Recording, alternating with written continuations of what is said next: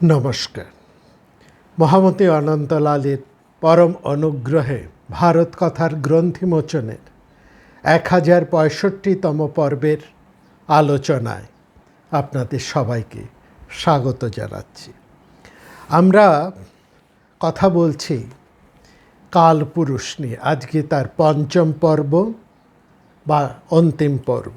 দীর্ঘ 5টি পর্ব ধরে আমরা এই কালপুরুষকে নিয়ে আলোচনা করে চলেছি। মূল শ্লোকের মূল অংশটি ছিল কাল সংহরন্তি কালঃ, কাল কালকে সংহরণ করে।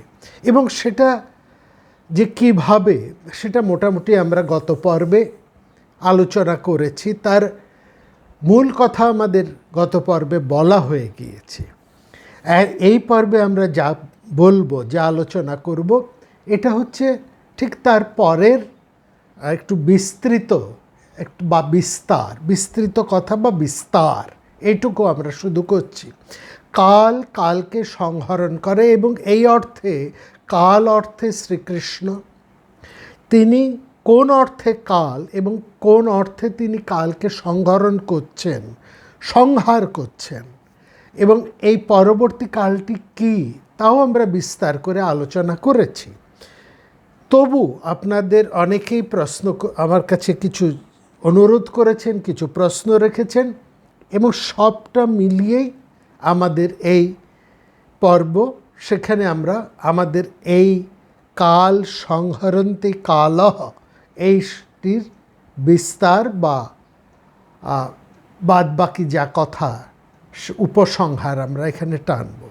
দেখুন, গত পর্বে আমরা এটা দেখেছি যে শাল্যরাজ যখন সভায় কালযমনের উদ্দেশ্যে দূত পাঠাবার জন্য প্রস্তাব রাখলেন, তখন জরাসন্ধ প্রায় হতাশ এবং ক্ষুব্ধ হয়ে তিনি বলছেন, আমার একই অবস্থা।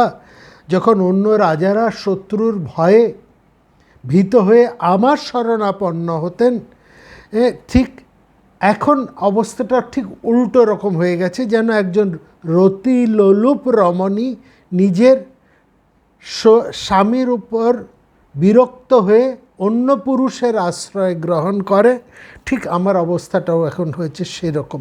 অর্থাৎ এই অন্য কাউকে ডেকে আনা, এটা জরাসন্ধ মেনে নিতে পারছেন না। যিনি ভারতবর্ষের সমস্ত রাজকুলের একেবারে অবিসংবাদিত স্বামীন হিসেবে প্রতিষ্ঠিত, তার পক্ষে এরকম অন্যের আশ্রয় নেওয়া, এবং তার স্বার্থ সিদ্ধির জন্য তার পক্ষভুক্ত রাজারা অন্যের শরণাপন্ন হবেন, এটা তিনি কোনোভাবেই মানতে পারেন না, এবং এটা খুব যথার্থই। তবে যাই হোক, সমবেত রাজাদের অভিমত তিনি মেনে নিতে বাধ্য হলেন, কারণ কংসের মৃত্যুর পর এতদিন তিনি কৃষ্ণকে, এতদিন হয়ে গেছে, এত সময় অতিক্রান্ত হয়েছে যে তিনি তার জামিত্রীহন্তক কৃষ্ণকে এখনো পর্যন্ত শায়েস্তা করে উঠতে পারেননি। এবং সেখানে আমরা দেখছি কালযমনের কাছে দৌত্য কর্ম করার জন্য উপযুক্ত হিসেবেই যথার্থভাবেই রাজ তিনি মনোনীত হলেন। এবং সেটা আমরা গত পর্বে এটা বলেছি, শাল্য রাজ্যের পাশের রাজ্যটি বা প্রায় প্রতিবেশী বলা যায় কালযবনকে। কালযবন কোনো বাইরের রাজা নয়, অন্য কোনো পশ্চিমা দেশের তিনি রাজা নন, তিনি গ্রিক তো ননই, বা অন্য কোনো পশ্চিমা দেশের রাজত্ব, ভারতবর্ষের বাইরের কোনো শক্তি রাজা নয়। এবং তিনি হচ্ছেন গর্গগোত্রীয় শৈশিরায়নের পুত্র। কিভাবে গর্গরায়ন তাকে লাভ করেছিলেন সে ঘটনাও আমরা গত পর্বে আপনাদেরকে বিস্তার করে বলেছি।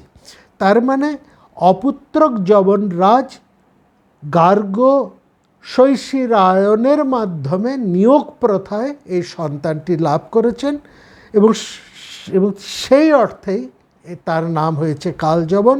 যবনস্য মহারাজস কাল যবন ভবেত। এই আলোচনা এবং এইটুকু আমরা পরিষ্কার গত পর্বে জেনেছি। এইখানে কালযবন সম্পর্কে এই জায়গাগুলো একটু আপনারা পরিষ্কার করে জেনে রাখুন।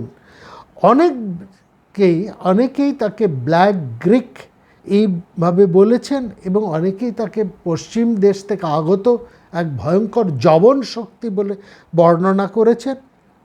আমরা তাদেরকে একটু বিষ্ণু পুরাণ ঘেঁটে দেখার কথা বলবো এবং সেখান থেকে আমরা এটা জানতে পাচ্ছি যে এই গার্গ শৈশিরায়ণ তিনি ব্রাহ্মণ হয়েও যাদব গোষ্ঠীর সঙ্গে তার একটা সম্পর্ক ছিল। যাদব গোষ্ঠীর এক কন্যাকে তিনি বিবাহ করেছিলেন এবং সম্ভবত সেই কন্যাটির নাম ছিল গোপালী।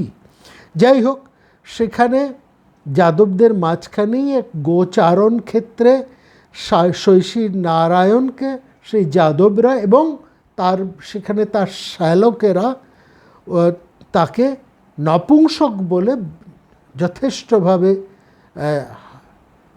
অসম্মান করে এবং তাতে এই ঘটনায় গার্গ শৈশিরায়ণ ক্রোধান্বিত হয়ে তিনি যাদব রাজ্য ত্যাগ করে দক্ষিণে চলে যান এবং সেখানে তিনি এই সন্তানটিকে লাভ করেন। এই কালযবনের আবির্ভাব এইটা পরিষ্কার করে আপনারা জানবেন, এটা বাইরের থেকে কোনো আবির্ভাব নয়।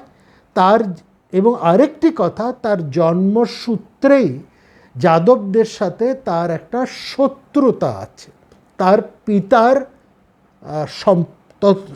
তরফ হতে, অর্থাৎ তার পিতা গার্গ শৈশীর রায়ণ তিনি যাদব কুলের সাথে তার মেলামেশা, যাদব কুল তার শ্বশুরকুল, তিনি সেই কুলেরই কন্যাকে বিবাহ করেছিলেন এবং তাদের দ্বারাই অসম্মানিত হয়ে তিনি এই শ্বশুরকুলের উপর পরম বিদ্বেষী হয়ে ওঠেন এবং তাদেরকে শায়েস্তা করার জন্যেই তিনি এই সন্তানকে তার সমস্ত ক্রোধ, যাদবদের উপর তার ক্রোধ, তার বিদ্বেষ সব কিছু জমা হয় এবং এই ক্রোধ এবং বিদ্বেষ নিয়েই কালযবনের জন্ম। ঠিক উদাহরণস্বরূপ আমরা বলতে পারি দ্রোণপুত্র ধৃষ্টদ্যুম্ন।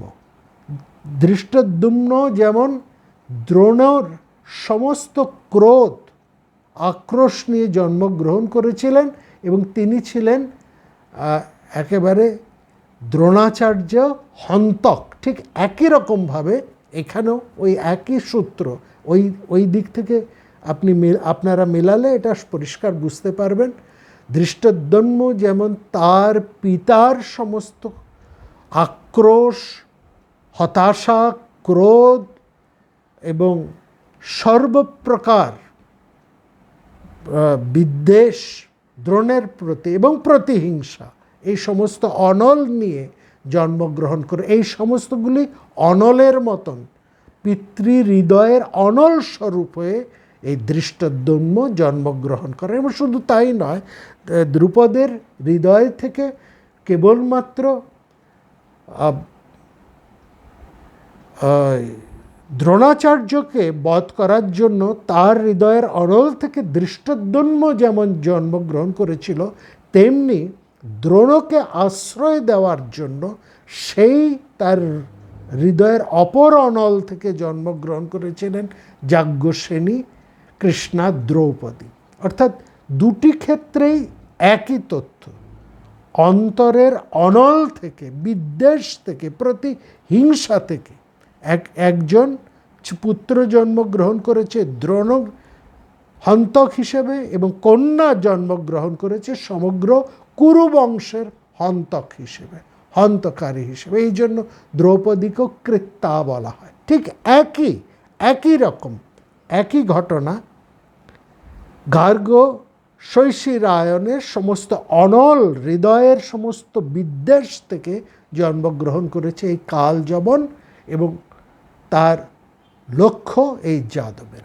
এই ঘটনাটা মোটামুটি সবাই জানতে, যেমন দ্রোণের ব্যাপারটাও, ধৃষ্টদ্যুম্ন এবং দ্রৌপদীর ব্যাপারটাও মোটামুটি তো সেখানকার পণ্ডিত সমাজের লোকেরা, তো অভিজ্ঞ মানুষেরা জানতেন। ঠিক একই কথা এখানেও অনেকেই জানতেন এবং সেই জন্যই শাল্য এই কালযবনকে ব্যবহার করেছিলেন কৃষ্ণ তথা যাদবকে সমুচিত শিক্ষা দেবার জন্য। যদি আপনারা দ্রোণর সন্তান ধৃষ্টদ্যুম্ন এবং দ্রৌপদীর ব্যাপারটা বোঝেন, তাহলে এখানেও আপনারা ওই একই যুক্তি দিয়ে কালযবনের জন্মটাকেও বুঝবেন। অর্থাৎ এটাই হচ্ছে পরিষ্কার, এখানে বাইরের আর অন্য কোনো তথ্য, অন্য কোনো তত্ত্ব কিছু নেই। এটা পরিষ্কার আপনাদেরকে বুঝতে হবে। তো যাই হোক, শাল্যরাজ্য এই শত্রুতাটাকেই গার্গ শৈশী রায়নের শত্রুতাটাকেই বিদ্বেষটাকেই কাজে লাগাতে চাইছেন জরাসন্ধের অনুকূলে। কেমন পরিষ্কার?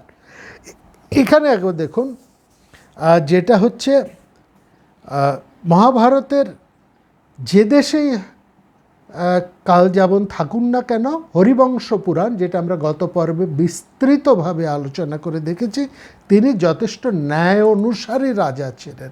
একজন ভালো রাজার যা যা গুণ থাকা দরকার প্রত্যেকটি গুণ তার মধ্যে ছিল, প্রত্যেকটি দক্ষতা তার মধ্যে ছিল, এবং সেখানে সমস্ত পৌরাণিকেরা কালযবনের প্রশংসাই সেখানে করেছেন। তো এইখানে আমরা দেখলাম শাল্যরাজ কালযবনের সভায় উপস্থিত হওয়া মাত্রই কালযবন তাকে প্রচুর আদর আপ্যায়ন করে তার আর কুশল প্রশ্ন জিজ্ঞাসা করলেন। শাল্য বললেন যে আমি এই সমস্ত সম্মানের যোগ্য নই, আমি মগধরাজ জরাসন্ধের দূত হিসেবে এসেছি, যদি কোনো সম্মান জানাতে হয় আপনি তাকেই জানাবেন। কালযবন, এবার লক্ষ্য করুন কালযবনের নেটওয়ার্কটা কতখানি সুদূর প্রসারিত। কালযবন বলেন আমি জানি আপনি কেন এসেছেন, কোথার থেকে এসেছেন, কোন উদ্দেশ্যে এসেছেন, আমি সবই জানি। আপনি জরাসন্ধের দূত হয়ে আমার কাছে এসেছেন, সেটা আমি জানি, কিন্তু আমার একটা ব্যাপারে একটু খটকা লাগছে, আমি একটু আশ্চর্য বোধ করছি। হ্যাঁ, এটাই যে জরাসন্ধ, যিনি এগম অদ্বিতীয় সমগ্র ক্ষত্রিয় কুলের মধ্যে এবং ভারতবর্ষের যিনি চক্রবর্তী সম্রাট, তার কাছে এই কাজটা এতটা অসাধ্য হয়ে উঠছে কিভাবে, যার জন্য তিনি আপনাকে দূত হিসেবে আমার কাছে পাঠিয়েছেন, এটা আমি বুঝে উঠতে পারছি না। কিম সাধ্যং ভবেদস্য জেনাসি প্রেষিত মই, তিনি কি বলে আপনাকে পাঠিয়েছেন আপনি বলুন। আমার পক্ষে যদি সে কাজটা খুব একটা বড় দুষ্কর না হয় তাহলে সে কাজে আমি অবশ্যই করব। মহারাজ শাল্য সবিস্তারে কৃষ্ণের এই যে শক্তি বৃদ্ধি, কিভাবে ক্রমান্বয়ে কৃষ্ণ তার শক্তি বৃদ্ধি ঘটিয়েছেন, সবটা তিনি কালযবনকে জানালেন। অর্থাৎ কংসের মৃত্যু থেকে আরম্ভ করে জরাসন্ধের সাথে তার বারবার যে 17 বার ধরে যে যুদ্ধ, তারপরে গোমন্তক পর্বতের ঘটনা, সমস্ত কিছু আমরা আপনাদেরকে গোমন্তক পর্বতের ঘটনা জানাইনি, অনেকগুলো ঘটনাই আমরা জানাইনি, কারণ আমাদের এই আলোচনার মধ্যে সেগুলো আসেনি। সুতরাং এই গোমন্তকের একটা ঘটনা ঘটেছে, আমরা এক্ষুনি তার মধ্যে যাব না, সেই ঘটনার বর্ণনা করব না। সেই গোমন্তক পর্বতে কিভাবে জরাসন্ধ কৃষ্ণের কাছে পর্যুদস্ত হয়েছিল তার খানিকটা দু একটির কথা আমরা আপনাদেরকে গত পর্বে বলেছি। সেখানে এটা বলেছি যে শ্রীকৃষ্ণ সরাসরি জরাসন্ধের সৈন্যদের সাথে যুদ্ধ করতেন না, তিনি জরাসন্ধের সৈন্যবাহিনীকে একেবারে আমন্ত্রণ জানিয়ে তাদেরকে পথভ্রান্ত করে তার সৈন্যবাহিনী অর্থাৎ ওই যাদব বাহিনীরা জরাসন্ধের বাহিনীদেরকে আহ্বান করে করে ওই গোমন্তক পর্বতের খাড়ির, সরু খাড়ির মাঝখান দিয়ে নিয়ে আসতেন এবং উপর থেকে পাথর বৃষ্টি করে জরাসন্ধের বহু সৈন্যদেরকে শেষ করে ফেলেছেন।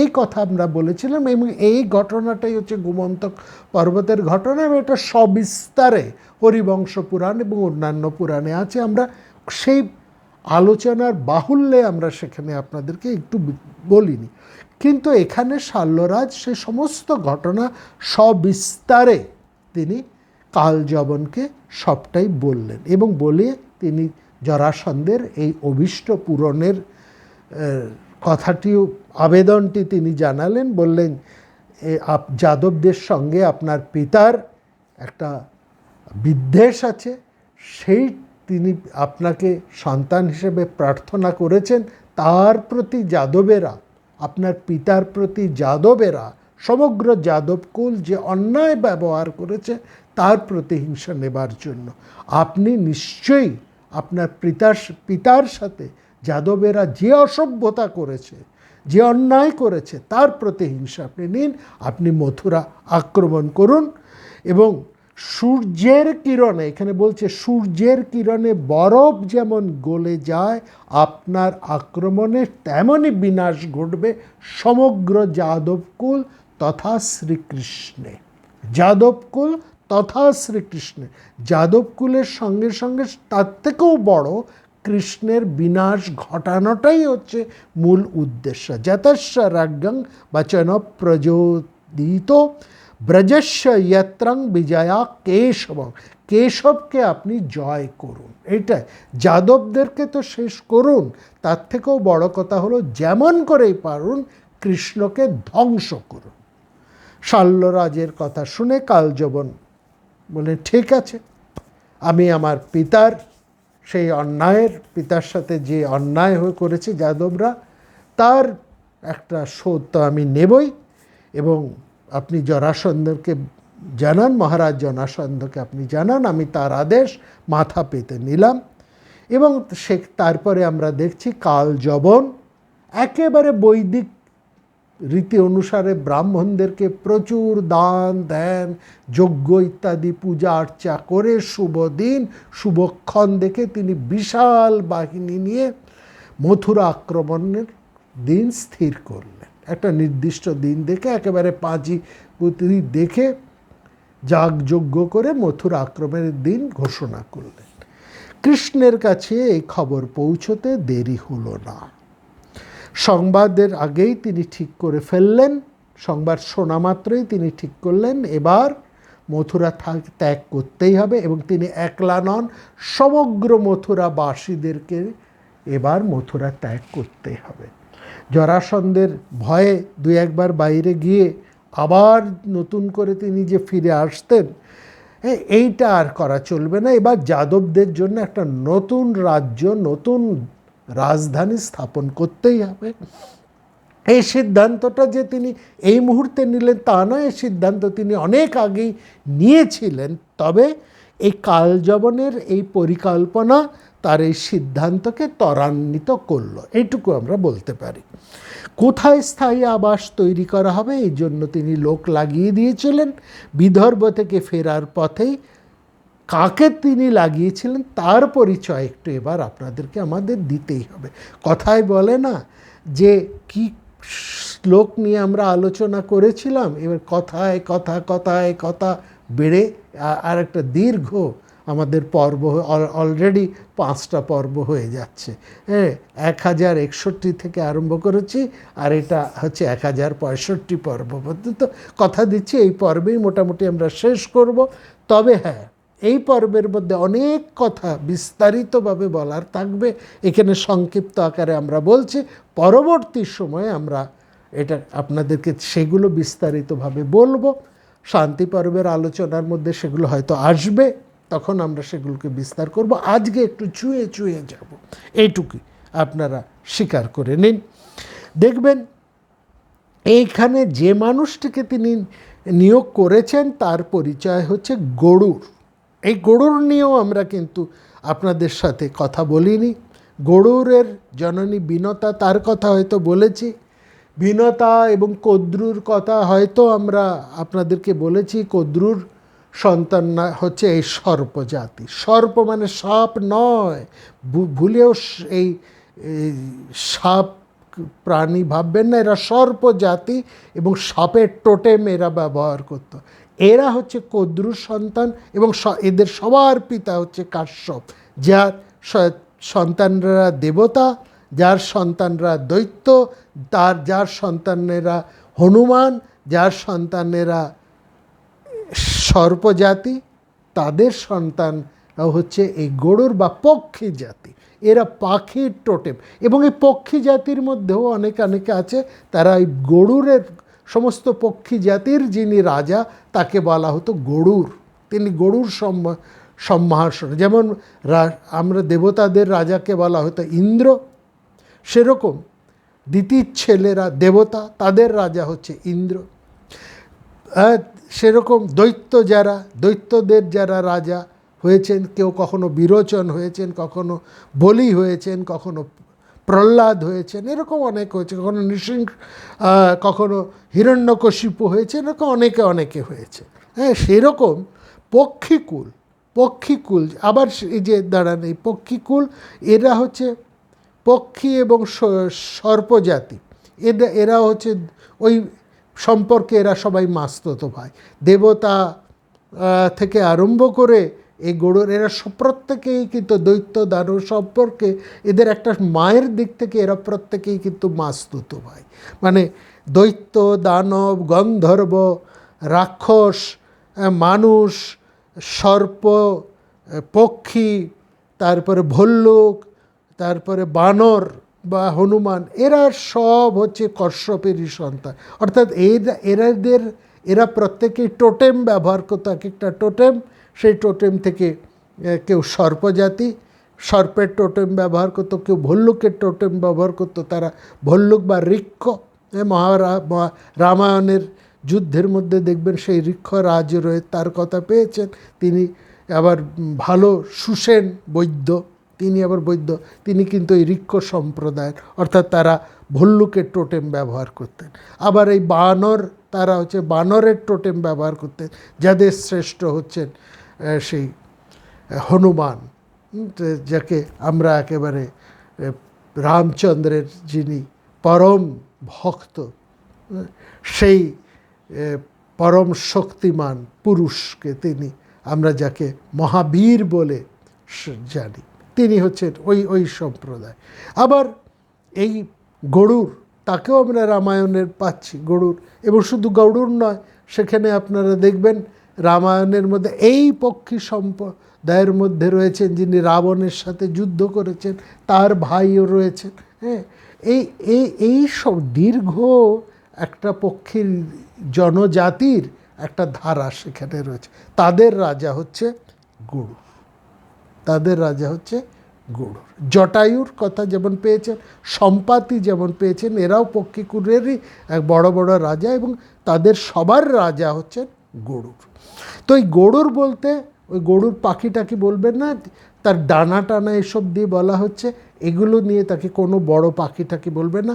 এরা হচ্ছে একদম ভীষণ শক্তি, যা শালী,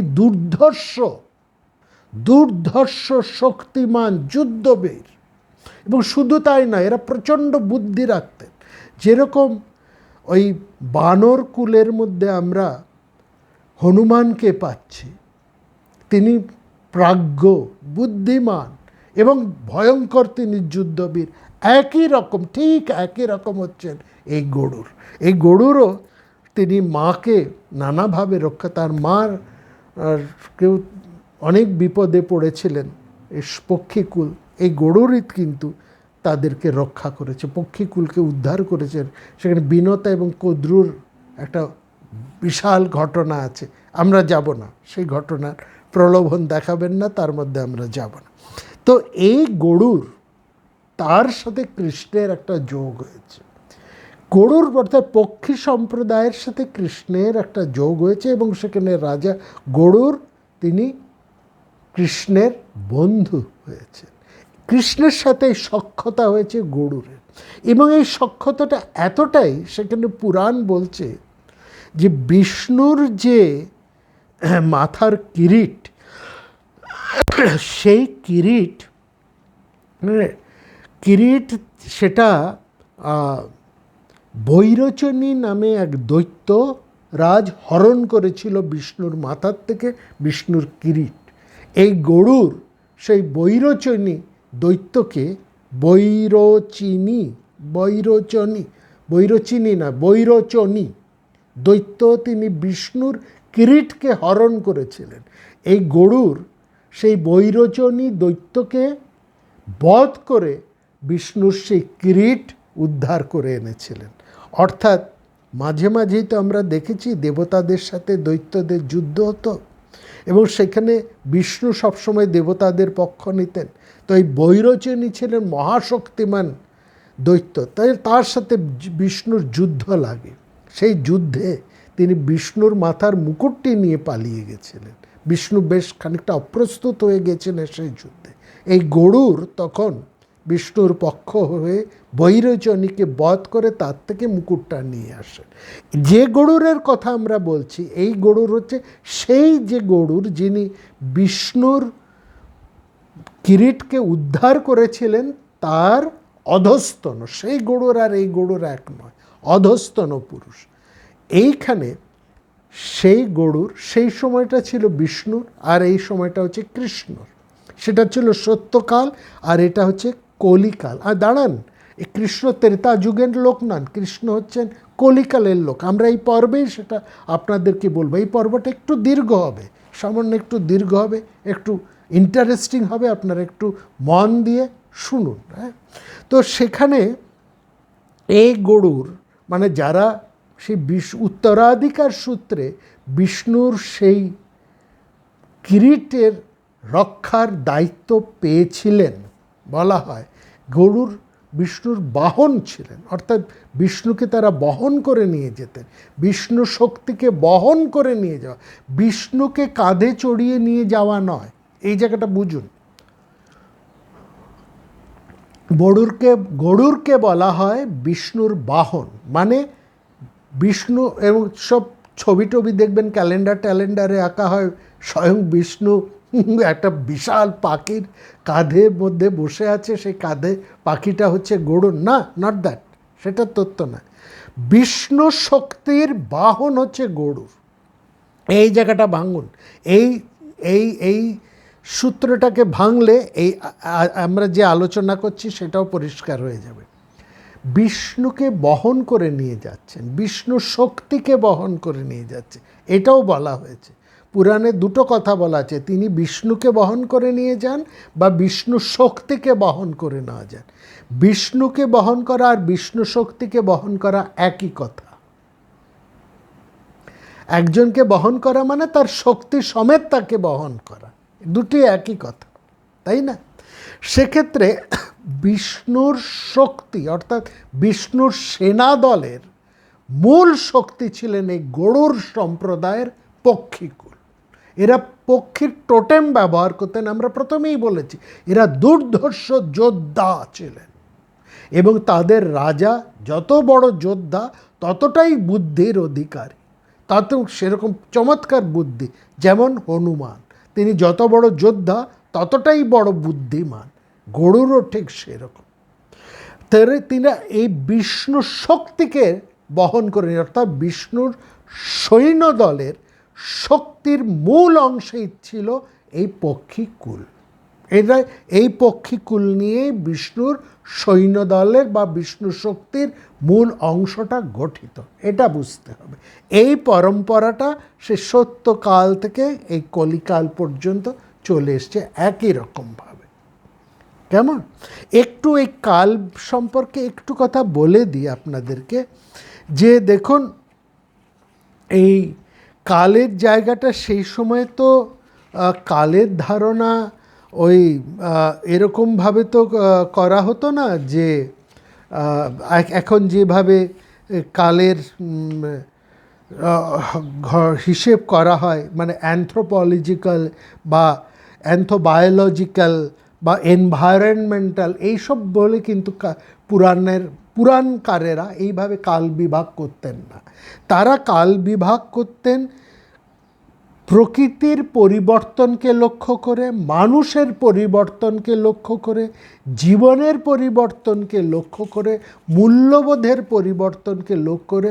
অর্থাৎ একটা যে পরিবর্তন ঘটছে সময়ের সঙ্গে সঙ্গে, মানুষের প্রকৃতির মধ্যে, সময়ের মধ্যে,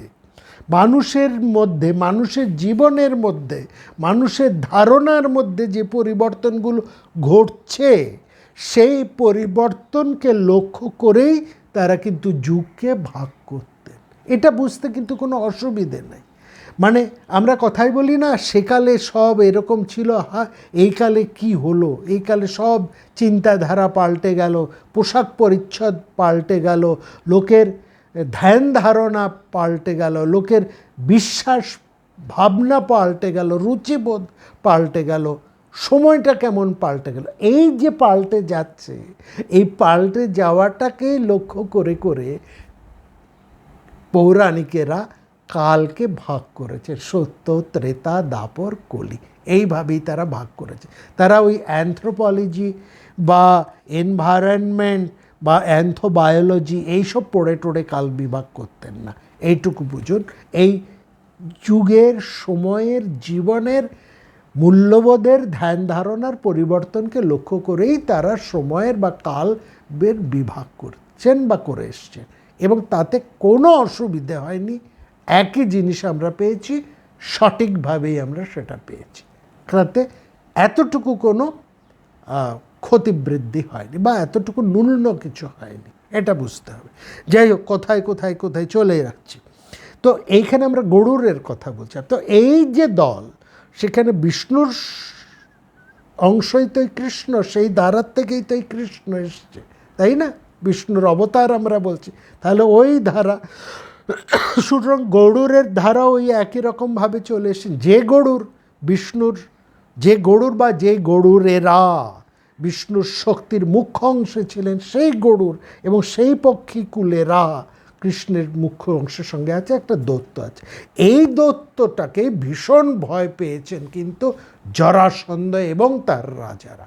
এবং মনে রাখবেন, ওই বিদর্ভে যে কৃষ্ণ গেছেন ক্রথ কৈশিকের বাড়িতে, সেখানে কিন্তু তার সঙ্গে বলেছে না, তিনি বিশ্বস্ত কয়েকজন গুটি কয়েক অনুচরকে নিয়ে গেছিলেন। তখন আমরা তাদের নাম বলিনি, এখন বলছে এই গুটি কয়েক অনুচরদের মধ্যে অন্যতম ছিলেন এই পক্ষীর শ্রেষ্ঠ গরুর, তিনি ছিলেন। অর্থাৎ পক্ষী দলের, পক্ষী কুলের যিনি রাজা গরুর, তিনি ছিলেন কৃষ্ণের সঙ্গে। এই পক্ষী দলের সাথে, গরুরের সাথে শ্রীকৃষ্ণের যে মিত্রতা হয়েছে, এই মিত্রতা হওয়ার ফলে জরাসন্ধ এবং তার গোষ্ঠীর ভুক্ত রাজারা কিন্তু ভীষণ ভয় পেয়েছেন। কারণ ওই এরা হচ্ছে ভয়ঙ্কর যোদ্ধা। একে যাদবরা ভয়ঙ্কর যোদ্ধা, তারপরে এই পক্ষীকুল, এই দুই ধরনের এবং এরা কি ধরনের যোদ্ধা? এরা হচ্ছে আধুনিক ভাষায় যদি বলি গেরিলা যোদ্ধা। গেরিলা, অতর্কিতে এরা আক্রমণ, সরাসরি এরা যুদ্ধ করে না, হঠাৎ হঠাৎ লুকিয়ে। মানে কৃষ্ণের যুদ্ধরীতিই তাই। কৃষ্ণ যে যুদ্ধরীতি করছে, এটা কৃষ্ণ করছে কারণ তার বাহিনীর লোকেরা এরকমভাবেই যুদ্ধ করতে অভ্যস্ত। অর্থাৎ আভিরেরা, যাদের নিয়ে কৃষ্ণের নারায়ণী সেনা, এবং এই পক্ষীকুল, এরা এই দুই ধরনের, এই সমগ্র সৈন্যটাই তারা কিন্তু এই গেরিলা যুদ্ধ করতেই অভ্যস্ত। এবং এই অর্থাৎ কিউবা, বর্তমান সময়ে কিউবার কথা যদি আপনারা ধরেন, হ্যাঁ, সেই কিউবার যে যুদ্ধ করে আমেরিকাকে পর্যুদস্ত করেছিল, এটাও কিন্তু ওই গেরিলা বাহিনী। সেই গেরিলা বাহিনীর যুদ্ধই কিন্তু কৃষ্ণ করছেন, এবং তার সঙ্গে আছে আভিরেরা, রয়েছে এই পক্ষীকুল অর্থাৎ গরুর সেখানে রয়েছে। তো এইখানে যে মানুষটিকে কৃষ্ণ বিশ্বাস করে একটা নতুন জায়গা অনুসন্ধানের দায়িত্ব দিয়েছিলেন, যেখান থেকে তারা মথুরা ত্যাগ করে সমগ্র যাদবদেরকে নিয়ে নতুন একটা জায়গায় বসবাস করবেন। কারণ কৃষ্ণ বুঝতে পারছেন যে কংস বা তার দলবলকে যদিও বা তিনি প্রতিহত করতে পারেন, কালযবন কিন্তু তেমন নয়। কেন নয়, সেই কথাই আমরা আসছি। অর্থাৎ কালযবনের সাথে কিন্তু যুদ্ধ করে লুকিয়ে পালিয়ে মথুরায় বেশি দিন টেকা যাবে না। কারণ এতবার আক্রমণ সহ্য করতে করতে মথুরা দুর্বল, ভয়ঙ্কর দুর্বল হয়ে পড়েছে। মথুরা নতুন করে আর যুদ্ধ করবার জন্য প্রস্তুত নয়, আর অন্য বাইরের শত্রুর আক্রমণ প্রতিহত করবার তার কোনো ক্ষমতা নেই, এটা কৃষ্ণ বুঝেছেন। অতএব তাকে শুধু পালাতে হবে না, সমগ্র যাদব বংশকে নিয়েই তাদেরকে নতুন একটা জায়গায় যেতে হবে, নতুন একটা জায়গা, নতুন একটা স্থান, এবং এমন একটা জায়গা তাকে খুঁজে বের করতে হবে যেখানে বহির্শত্রু খুব সহজে সেখানে প্রবেশ করতে পারবে না। এরকমই একটা জায়গা দরকার, শুধু নতুন জায়গা নয়, এমন একটা জায়গা তাকে চায়, চতুর্দিক থেকে একটা অভেদ্য জায়গা যেখানে বাইরের থেকে শত্রু সহজে সেই জায়গায় প্রবেশ করতে পারবে না। সেই জায়গা খোঁজার দায়িত্ব দিলেন এই পক্ষীদের, বিশেষ করে দিলেন তাদের রাজা গরুরকে। কারণ এরা ছিলেন এক জায়গা থেকে আরেক জায়গায়, তারা বিভিন্ন জায়গায় ঘুরে ঘুরে বেড়াতে। দেখুন আবিররাও ঠিক সেরকম, আবিরদের কথা আমরা বলেছি, তাদের মূল কাজ ছিল গোপালন, গো প্রজনন তাদের কাজ। এরা ভারতবর্ষের সব রাজাদের গোপালক এবং গো প্রজনক হিসেবে তারা কাজ করে বেড়াতেন, এবং নিজেরাও এক জায়গায় তারা স্থিত থাকতেন না, এক জায়গা থেকে এক জায়গা। সেটা ভাগবতের আপনারা যদি পড়েন, হরিবংশ পুরাণ যদি আপনারা পড়েন তাহলে দেখবেন, এবং কৃষ্ণের জীবনও যদি দেখেন, তিনি বারবার নতুন নতুন জায়গা করছেন, এবং নতুন নতুন জায়গা তিনি তৈরি করছেন, নতুন নতুন ব্রজভূমি তিনি অন্বেষণ করছেন, খোঁজ করছেন, তৈরি করছেন, হ্যাঁ, যাতে গোপালকরা সেখানে থাকতে পারে। ফলত সেখানে তাদের সাথে এই আদিম জনজাতি সর্পদের সাথে একটা যুদ্ধ লেগে যাচ্ছে কৃষ্ণের, এবং এই কালীয় দমন, এই যে যুদ্ধ হচ্ছে, অর্থাৎ সর্প জাতির সাথে কৃষ্ণেরও একটা যুদ্ধ হচ্ছে। এই যুদ্ধ কেবল বহিরাগতদের সাথে নয়, কৃষ্ণের সাথে, যাদবদের সাথে, যাদবকুল শিরোমণি কৃষ্ণের সাথেও এই নতুন যে স্থান নির্বাচনে ব্রজভূমি খোঁজার জন্য স্থানীয় যে মানুষ তাদেরকে সত্যে হচ্ছে, আদিবাসীদেরকে সত্যে হচ্ছে, সেটাও হচ্ছে কিন্তু এই কৃষ্ণের জন্য। অতএব কৃষ্ণের সাথে সর্পজাতির একটা যুদ্ধ হচ্ছে, এবং সর্পজাতিদের রাজা ছিলেন কালীয়, তার সাথে কৃষ্ণের যুদ্ধ হয়েছে, এবং সেখানে তিনি কালীয়কে দমন করে নতুন স্থান তিনি নির্বাচন করেছিলেন। কারণ কালীয় কৃষ্ণের বিরুদ্ধে গিয়ে গরুদের, মানে গোচারণভূমি গরুদের পানীয় জলকে বিষাক্ত করে দিয়েছেন, ফলে বহু গরু মারা যায়, বহু গো যে সম্পদ ক্ষতি হয়ে যায়। সেই জন্য কৃষ্ণ কালীয়কে দমন করেছিলেন, এবং কালীয় তার বর্ষতা স্বীকার করেছেন। এই ঘটনা আপনাদের এইগুলোকে এইভাবে বুঝবেন। History is like this. পুরাণকারেরা এই সাপ, এই সমস্ত এইসব কাহিনী টাহিনী দিয়ে বলে টলে গেছেন। এই মূল জায়গাটা, মূল ভাবনাটাকে কিন্তু আপনাদের বুঝতে হবে। তো যাই হোক, তো সে পক্ষীরাজ গরুর, তিনি হচ্ছেন সেই অলৌকিক মানুষ, তিনি সেই জায়গাটা খোঁজ করে বের করেছিলেন। এবং তিনি ওই সেই বিষ্ণুর শক্তি বহন করে এসছেন, এখন কৃষ্ণের শক্তিকে বহন করছে। তাহলে এই গরুর তত্ত্ব নিয়ে আমরা পরে আলোচনা করব, মূল কথাটা হচ্ছে এই। তো যাই হোক, এইখানে খুব পরিষ্কার করে হরিবংশ পুরাণটা আমাদের খুব আমরা বারবার হরিবংশ পুরাণের এত বলছি, কারণ হরিবংশ পুরাণ একদম পরিষ্কার ছাঁচা ছোলাভাবে পরিষ্কার কথাটা বলেন। অন্যান্য সব পুরাণে যেমন গরুরকে পক্ষীরাজ বিরাট কিছু বলেছেন, এবং ভাগবত গরুরকে একেবারে, এমনকি বেদের মধ্যেও গরুরকে একটা মানে বিষ্ণুর আলোকিত বাহন হিসেবে ব্যাখ্যা করেছেন। সেখানেও পরিষ্কার কথা নয়, একটা সান্ধ্য ভাষায়, বেদের ভাষা তো একটা সান্ধ্য ভাষা, একটা মিস্টিক ভাষা রয়েছে না, সেখানে রয়েছে। এবং ভাগবত আমরা দেখছি সুপর্ণ, গরুরকে বলা হয়েছে সুপর্ণ, তিনি একেবারে আকাশ থেকে মাটিতে নেমে এসছেন কৃষ্ণের বা বিষ্ণুর আদেশ পালনের জন্য। এই সমস্ত অত তথ্যের মধ্যে কিন্তু হরিবংশ যান একবার সোজা সাপটা বলেছেন, এবং করে বলেছেন সুলক্ষং বপু কৃত্বা লিলিল্লে কেশাবান্তিকে, মানে কৃষ্ণের কাছে একটা সৌম্য দর্শন পুরুষ হিসেবে উপস্থিত হয়েছেন। সুলক্ষং বপু, সুলক্ষণ বপু মানে সৌম্য, বপু মানে শরীর, সুলক্ষণ মানে সৌম্য দর্শন, সৌম্য দর্শন এক পুরুষ, হ্যাঁ, কৃত্বা লিলিল্লে কৃষবান্তিকে, সেই সৌম্য দর্শন এক পুরুষ, তিনি কেশবের কাছে, কৃষ্ণের কাছে এসে উপস্থিত হয়েছে, অর্থাৎ তিনি একজন মানুষ। তো সেইখানে কৃষ্ণের সখা, তিনি নতুন সখা, এইটুকু আমরা বুঝি।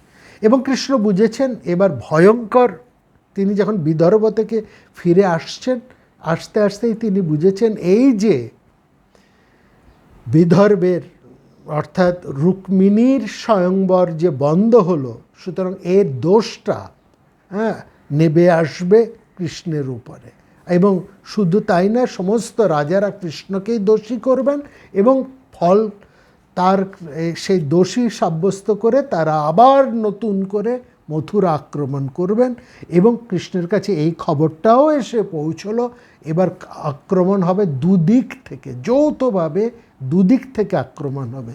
একদিক থেকে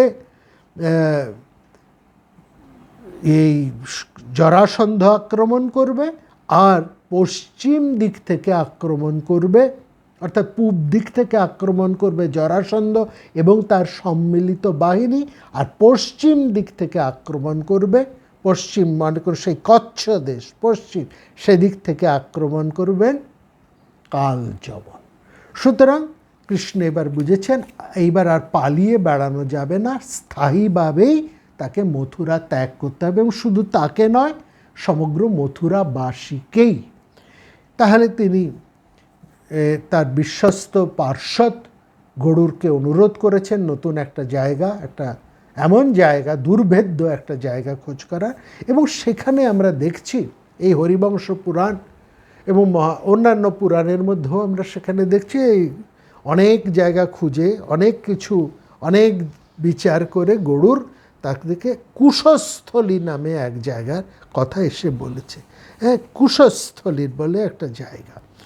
কুশস্থলীটা হচ্ছে সাগরের কাছে একটা জমি, এবং জমিটা প্রায় জলাভূমি, সমুদ্রের জল সেখানে, মানে ব্যাক ওয়াটার, সমুদ্রের জল সেখানে এসে গেছে, স্থলটা সমুদ্রের জলে ঢাকা পড়ে গেছে, ব্যাক ওয়াটার, সেইটা হচ্ছে কুশস্থলী। এটা কুশস্থলীর সেখানেই কৃষ্ণ ঠিক করলেন, হ্যাঁ ঠিক এইটাই হচ্ছে সেই জায়গা, এইখানেই তিনি নতুন রাজ্য এবং রাজধানী প্রতিষ্ঠা করবেন। এই হচ্ছে সেই কুশস্থলী। তো এই এই চারদিকে সমুদ্র, শুধু চারদিকে সমুদ্র তাই নয়, ওই জলাভূমি মানে সেখানে যে ভূমির অংশ, যে জমি, সেটাও বেশিরভাগ সময় সমুদ্রের জলে ঢাকা পড়ে যায়, মানে ব্যাক ওয়াটার এসে ওখানকার স্থলভূমিকেও গ্রাস করে ফেলে। অনেকটা আধুনিক পোল্ডার, আধুনিক যে পোল্ডার, এই পোল্ডারের কথাটা বুঝলে আপনারা বুঝবেন। আমরা একটু আধুনিক কথাটা, পোল্ডার যখন বললাম, তাহলে আধুনিক এরকম কিছু পোল্ডার ভূমির কথা বলি।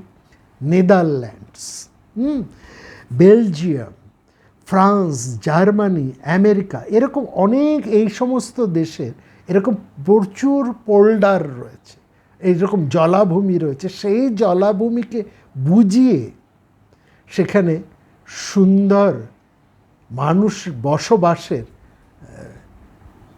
জায়গা তৈরি করা আছে। এবং বিশেষ করে আপনারা যদি নেদারল্যান্ডের ইতিহাস দেখেন, বেলজিয়াম দেখেন, ফ্রান্স দেখেন, জার্মানি দেখেন, এবং আমেরিকারও অনেক জায়গা এরকম সমুদ্রের জলাভূমি বুঝিয়ে সেখানে মনুষ্যযোগ্য, মানে সমুদ্রের নিমজ্জিত জমিকে পুনরুদ্ধার করে সেখানে ব্যবহার করে মনুষ্য বাসযোগ্য জায়গা তৈরি করা হয়েছে।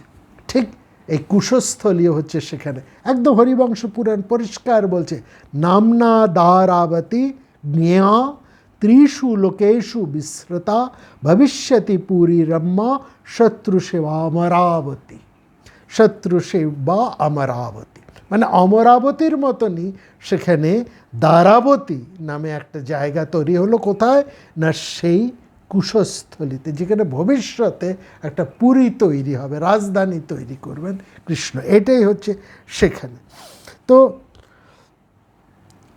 অর্থাৎ এটা আমরা বুঝতে পারি যে আধুনিক সময়ের মতন সেকালেও এরকম একটা প্রযুক্তির ব্যাপার ছিল, যেখানে এই জলাভূমিকে নতুন করে মনুষ্য বাসযোগ্য বসবাসের স্থান হিসেবে তৈরি করা যায়। এই প্রযুক্তিটা সেই সময়ও কিন্তু ছিল। যাই হোক, তো এই কৃষ্ণ আর দেরি, যে মুহূর্তে তিনি খবরটা পেলেন, এই কুশস্থলীর খবরটা তিনি পেলেন, আর দেরি না করে তিনি মহারাজ উগ্রসেনকে অনুরোধ করলেন সমগ্র যাদব বৃষ্ণীদের সভা ডাকতে, এবং সেখানে সবার সামনে কৃষ্ণ বললেন, এই যে মথুরা ভূমি এতদিন আমাদেরকে রক্ষা করেছে, সেখানে আমরা এখানে জন্মেছি, আমরা এখানে বড় হয়েছি, এই রাষ্ট্রের গোরক্ষা ভূমি ব্রজমণ্ডলে আমাদের যা কিছু বৃদ্ধি সমৃদ্ধি ঘটেছে, এবং এই বায়ং চ বৈহ সম্ভুতা ব্রজে চ পরিবর্ধিতা। তা কিন্তু এখন এই যে সময় এসেছে এবং যে অবস্থা এখন তৈরি হয়েছে, এবং শত্রু যেভাবে আমাদেরকে ঘিরে ধরেছে, এবং কংসের মৃত্যুর পর যেভাবে বিভিন্ন জরাসন্ধ এবং তার মিত্রপক্ষেরদের সাথে যেভাবে আমাদের বৈরিতা সৃষ্টি হয়েছে, ফলে আমরা এখানে যদি থাকি, আর এক মুহূর্ত যদি আমরা থাকি, তাহলে আমরা ধনে প্রাণে শেষ হয়ে যাব। কারণ জরাসন্ধ এবং একদিকে জরাসন্ধ এবং অন্য দিক থেকে কালযবন, দুই দিকেই আমরা কিন্তু দুজনের সাথে একসঙ্গে আমরা লড়বার সেই ক্ষমতাও আমাদের নেই, এবং এই মথুরাপুরী বারবার শত্রুর আক্রমণ সহ্য করতে করতে অত্যন্ত দুর্বল হয়ে পড়েছে। সুতরাং, এবং যেহেতু মথুরাপুরীর সেরকম শক্তিশালী দুর্গ নেই, ফলে একে রক্ষা করা যাবে না। আরেকটা কথা কৃষ্ণ খুব গুরুত্বপূর্ণ বলেছেন, যে দেখুন নগরে, কৃষ্ণ বলছেন যে এটা কৃষ্ণ জানতেন যে নগরী ছেড়ে যাবার কথা বললেই সবাই যে তাদের মাতৃভূমি ছেড়ে চলে যাবে, শত কষ্ট হলেও মানুষের মধ্যে এটা থাকে যে শত কষ্ট হলেও মানুষ খুব সহজে তার মাতৃভূমিকে, সপ্তপুরুষ যেথায় মানুষ সে মাটি সোনার বাড়া, দৈনের দায়ে বেচিব সে মায়ে এমনই লক্ষ্মী ছাড়া। এই যেমন রবীন্দ্রনাথ সেই তার পুরা 2 বিঘা জমির মধ্যে বলেছেন, ঠিক এইটা মানুষের সাইকোলজির মধ্যে, মানসিকতার মধ্যে কাজ করে। শত কষ্ট যন্ত্রণার মধ্যেও মানুষ মাটি কামড়ে তার মাতৃভূমিতে থাকতে চায়, বললেই কেউ ছাড়বে। কৃষ্ণ এটা বুঝতেন, সুতরাং তিনি বললেন, আর শত্রুর ভয়ে সবাই বাড়ি ঘর ছেড়ে কৃষ্ণ যেখানে যেতে বলবে সেখানে চলে যাবে, এমনটা হবে না। সুতরাং তিনি আরেকটা নতুন যুক্তি তাদের সামনে উপস্থিত করলেন। তিনি বললেন যে দেখুন, এই নগরী তুলনায় আমাদের নাগরিকের সংখ্যা বেড়ে গেছে, পপুলেশন বেড়ে গেছে, যা আমরা এখন বুঝি। নগরীর আয়তনের চেয়ে নাগরিকের সংখ্যা বেড়ে গেছে, এবং এত বেড়েছে যে রাস্তায় বেরোলেই একের সঙ্গে আমাদের আরেকজনের ধাক্কাধাক্কি লেগে যাওয়ার উপক্রম। এটা বোধহয় আপনাদেরকে বুঝিয়ে বলার কোনো দরকার নেই। আমরাও যেসব জায়গায় থাকি সেখানেও এত জনসংখ্যা বেড়ে গেছে, আমরা এতই বলি না, যে আমরা বলি না যে 10 বছরের মধ্যে এত জনসংখ্যা বেরিয়েছে যে রাস্তায় বেরোলে গায়ে গায়ে ধাক্কা লেগে যায়। এইসা পিহা বাসাতাং সমুদপা মুক্ষ লক্ষ্যায়, একেবারে ওই এক কথাই বলছে। সেই জন্য এই নগরীর আর আমাদেরকে ধারণ ক্ষমতা নেই। সুতরাং আমি একটা নতুন নগর স্থাপনের পরিকল্পনা করেছি, এবং নানা কারণে আপনাদের সবাইকে আগে থেকে না জানিয়ে সিদ্ধান্ত নিয়ে ফেলেছি বলে আপনারা কিছু মনে করবেন না, আমাকে ক্ষমা করবেন। এবং এই সিদ্ধান্ত যদি আপনাদের অভিমত হয়, তবে আমি মনে করি ভবিষ্যৎ আপনাদের মঙ্গলই হবে। ভবায় ভবতং কালে যদুক্তং যদু সংসদি। এই যদু সংঘের এটাই হচ্ছে নিয়ম, খেয়াল করবেন। কৃষ্ণ যত বড়ই শক্তিমান হোক না কেন, তিনি যাদব বৃষ্ণিকুলের ঈশ্বর যতই বড় হন না কেন, যাদব সঙ্গের, বললাম না ওই ভোজ সংসদী, যার জন্য সবাই নিজেদেরকে ভোজ বংশীয় বলতে খুব শ্লাঘাবোধ করতেন, এই যে ভোজ সংসদী এতটাই সেখানে চমৎকারভাবে চলে। তুমি যত বড় ক্ষমতাবান মানুষই হও না কেন, নিজে একক সিদ্ধান্তে কোনো কাজ করতে পারবে না, ওই সংসদে তোমাকে সেটা পাস করিয়ে নিতে হবে। কৃষ্ণের অকাট্য যুক্তি অস্বীকার করার কিছু নেই, এবং সবচাইতে বড় কথা, নেতৃত্ব দিয়ে সমস্ত ঝঞ্ঝাট যিনি একাই নিজের কাঁধে তুলে নিয়েছেন, সেখানে তার কথা স্বীকার না করে, তাকে অনুমোদন না দিয়ে যাদব বৃষ্ণিদের তো আর অন্য কিছু করবার জায়গাও নেই। ফলে তারা দেরি করলেন এবং কৃষ্ণ বললেন, না, আর একদিন দেরি নয়, কাল নয়, আজই আমরা বেরিয়ে পড়ব। আজই সেই পুণ্য দিবস।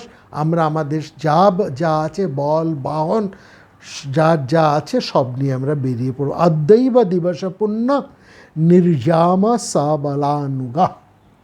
তো কৃষ্ণ জানেন যে এই সমস্ত বড় বড় সিদ্ধান্তে বাধা পড়ে, অতএব কাল বিলম্ব না করে যত দ্রুত বেরিয়ে পড়া, শুভস্য শীঘ্রম, তিনি বেরিয়ে পড়লেন সেই কুশস্থলীর দিকে এবং সেই জায়গাটা সেখানে তিনি পৌঁছে গেলেন।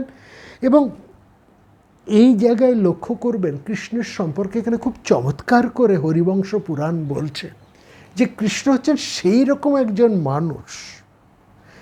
এই জায়গায় আবার সেই কালের কথা এসে, এবং কৃষ্ণকেই সেই কাল বলছে, যিনি কালকে নিজের দিকে, নিজের সিদ্ধান্তে, নিজের স্বার্থে, নিজের অনুকূলে ব্যবহার করতে পারেন, পরিবর্তন ঘটাতে পারেন। সময়কে তিনি নিজের প্রয়োজনে নিজের দিকে মোড় ঘোরাতে পারেন, পরিবর্তন করাতে পারেন। তেমনই শক্তিশালী পুরুষ হচ্ছেন কৃষ্ণ। সএব কালশপুর, সএব কালশপুর যথা সিদ্ধান্তি তথা ভবেৎ। তিনি যা সিদ্ধান্ত নেন তাই তিনি করতে সক্ষম হন। সএব কালশপুর, তিনি সেরকম সেই মহান পুরুষ, পুরো মানে সেই মহান পুরুষ যিনি কালকে নিজের সিদ্ধান্ত অনুসারে সময়কে পরিবর্তন করাতে সক্ষম। এই হচ্ছে কৃষ্ণ সঙ্গ, সেই হিসাবেই তিনি কাল ও পুরুষ। বোঝা গেল? এই অর্থে দেখুন কৃষ্ণের জীবনটা দেখুন। তিনি জন্মেছেন মথুরায়, বড় হলেন তিনি ব্রজে, বৃন্দাবনে, আবার নতুন করে মথুরায় এসে তিনি স্থিতি লাভ করলেন। এবং তার চরিত্রে এটাই বৈশিষ্ট্য, তিনি কোনো এক জায়গায় ওই আঁকড়ে বসে থাকেন না। কূপমণ্ডুকতা তার চরিত্রের মধ্যে নেই, কোনো রকম আঁকড়ে বসে থাকা তার মধ্যে নেই। প্রয়োজন অনুসারে নতুনকে গ্রহণ করতে তিনি খুব দ্বিধাগ্রস্ত হন না, খুব দ্রুত তিনি সিদ্ধান্ত নিতে পারেন, নতুন প্রয়োজনকে বুঝতে পারেন, সেই অনুসারে নিজেকে তিনি পরিবর্তন করতে পারেন। শুধু নিজেকে পরিবর্তন করতে পারেন না, সময়কে, অর্থাৎ সবাইকে, সবার মতকে তিনি নিজের অনুকূলে পরিবর্তন, সবার মতকে নিজের অনুকূলে পরিবর্তন যিনি করতে পারেন তিনিই তো কালপুরুষ। অর্থাৎ সবার মত মানে কালকে, সময়কে তিনি নিজের মতানুসারে পরিবর্তন ঘটাতে সক্ষম। এই অনুসারে তিনি কালকে সংহরণ করতে সক্ষম। এই জায়গায় হচ্ছে মূল বার্তা। তো যাই হোক, সেখানে যাচ্ছে। এবার একটু যেহেতু কথাটা একটু বিস্তার করব আমরা, এই জায়গার থেকে আমরা শেষ করব না। কালযবনকে এনেছে, তার কথাও একটু আমরা আর বলি। কৃষ্ণ এইবার এখানে একটা কাজ, কালযবনের ক্ষমতা কতটুকু, কতখানি তিনি কৃষ্ণ জানেন কালযবন ভয়ঙ্কর লোক, অত্যন্ত শক্তিশালী, অত্যন্ত ধূর্ত এবং বুদ্ধিমান। জরাসন্ধের মতন নন তিনি, এই শক্তি জরাসন্ধের মতন নন, এটা কৃষ্ণ কিন্তু বুঝেছে। কিন্তু কালযবনের বুদ্ধি, ক্ষিপ্রতা, এটুকু তো তাকে বুঝে নিতে হবে। তবে মানে আমার প্রতিদ্বন্দ্বী যে, তার ক্ষমতা কতটুকু, তার বুদ্ধিমত্তা কতটুকু, কতখানি সে কিভাবে আমার চালের উল্টো চাল দিতে পারে, এটা তো বুঝতে হয়। দাবার খেলায় প্রতিপক্ষের বুদ্ধিটাকে যদি না বোঝা যায়, তাহলে এই পক্ষে দাঁড়িয়ে সে তার সঠিক চালটা দিতে পারে না। অর্থাৎ চাল দেবার আগে প্রতিপক্ষকে মেপে নেওয়াটা বড়, সঠিকভাবে মেপে নেওয়াটা বড় প্রয়োজন। এটা সর্বক্ষেত্রে, সব জায়গায় এটা সত্য। কৃষ্ণ সেটা করলেন একটা অদ্ভুত উপায়, তিনি করলেন কি, একটা কলসির মধ্যে একটা বিষধর সাপকে ভরে মুখটা দড়ি দিয়ে ভালো করে বেঁধে তিনি কালযবনের কাছে পাঠিয়ে দিলেন। অর্থাৎ এটার মানে মর্ম হলো যে কৃষ্ণ বলতে চাইছেন যে কৃষ্ণ নিজে হচ্ছেন ওই বিষধর সাপের মতন। কখন কিভাবে কালযবন এই কৃষ্ণ সর্পের ছোবল খাবেন তিনি বুঝতে পারবেন, জানেন না। মানে কৃষ্ণের বাইরেটা দেখলে মনে হচ্ছে ওই বদ্ধমুখ একটা কলসি, কিন্তু ভেতরে রয়েছে একটা বিষধর সর্প। এই ইঙ্গিতটা করে কৃষ্ণ পাঠিয়ে দিলেন কালযবনের কাছে। কৃষ্ণ দেখলেন তার ইঙ্গিতের মর্মটা কালযবন বুঝতে পারেন কি না, আর যদি বুঝতে পারেন তাহলে তিনি কেমনভাবে প্রত্যুত্তর দেন। এইটা বুঝেই কৃষ্ণ তার প্রতিদ্বন্দ্বীকে সঠিকভাবে মেপে নিতে পারবেন। কালযবন কি করলেন, কালযবন কাছে সেটা এলো, কালসর্পসম কৃষ্ণ, কালসর্পসম কৃষ্ণ। আবার সেই কৃষ্ণকে কালসর্পের সময় কালের সঙ্গে তুলনা করা হয়েছে। কাল ভীষয়া মাস তাং নৃপং, তোমার পক্ষে কিন্তু ভীষণ ভয়ঙ্কর। কৃষ্ণের এই অন্তর্নিহিত কৌশল আর কুটিলতাকে কালযবন বুঝে ফেললেন। তিনি কি করলেন, তিনি কলসির মুখটা আস্তে করে খুলে দেখলেন ওর ভেতরে রয়েছে সেই ভয়ঙ্কর কালো সর্প। তিনি কিচ্ছু করলেন না, তিনি অসংখ্য বিষ পিঁপড়ে ওই কলসির মুখ ভেতরে ভরে দিলে, ভরে মুখটাকে আবার ভালো করে বেঁধে টাইট করে বেঁধে রেখে দিলেন। সেই ভয়ঙ্কর বিষ পিঁপড়েগুলো কামড়ে সেই সাপ একেবারে অস্থির হয়ে পিঁপড়েগুলো সাপটাকে কামড়ে একেবারে ঝুরঝুরে বাড়ি করে ফেলল। সাপটা যখন একেবারে মরে ঝুরঝুরে বালির মতন হয়ে গেল, ভক্ষমাল কিলাঙ্গেষু ভস্মীভূত ভবত্তদা, কালযবন দেখলেন যে সেই সাপ ধ্বংস হয়েছে, একেবারে গুঁড়ো ধুলোর মতন হয়ে গেছে বিষ পিঁপড়ের কামড়ে।